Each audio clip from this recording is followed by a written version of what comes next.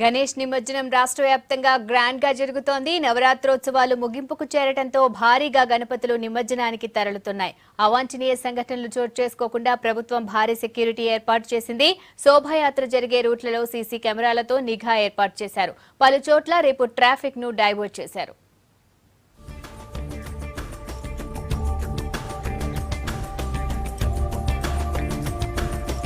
గణేష్ నిమజ్జనానికి ప్రభుత్వం భారీ ఏర్పాట్లు చేసింది. రేపు నిమజ్జనానికి గణపతులు భారీగా తరలి వస్తుండటంతో హెవీ సెక్యూరిటీ ఏర్పాటు చేశారు అధికారులు. శోభయాత్రలు జరిగే రూట్లలో 23,000 మందితో భద్రతా ఏర్పాటు చేశారు. ట్రాఫిక్ అంతరాయం కలగకుండా పలు రూట్లను డైవర్ట్ చేసి క్లియర్ చేస్తున్నారు.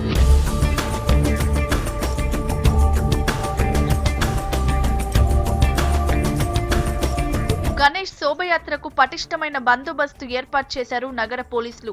9 కంపెనీల కేంద్ర బలగాలతో పాటు ఏపీ, ఛత్తీస్గఢ్ల నుండి అదనపు పోలీసు బలగాలు రప్పించారు. పాత బస్తీ మీదుగా సాగే గణేష్ శోభయాత్రకు సీసీ కెమెరా నిఘాలో కేంద్ర బలగాలతో బందోబస్తు ఏర్పాట్లు చేశారు. నిమజ్జనం జరిగే అన్ని ప్రాంతాల్లో 170 పెట్రోలింగ్ వాహనాలు, 90 మొబైల్ క్రేన్లను అందుబాటులో ఉంచనున్నారు పోలీసులు.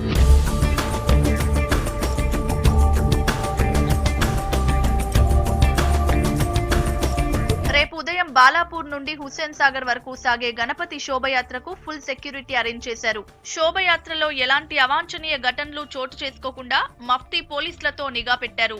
900 వైర్లెస్ సెట్లతో నిరంతరం సిబ్బందిని అలర్ట్ చేసేలా కంట్రోల్ రూమ్స్ ఏర్పాటు చేశారు.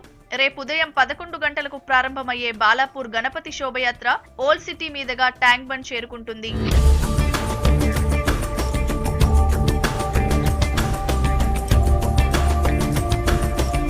గణపతుల శోభయాత్ర జరిగే అన్ని రూట్లలో నిఘా పటిష్టం చేశారు.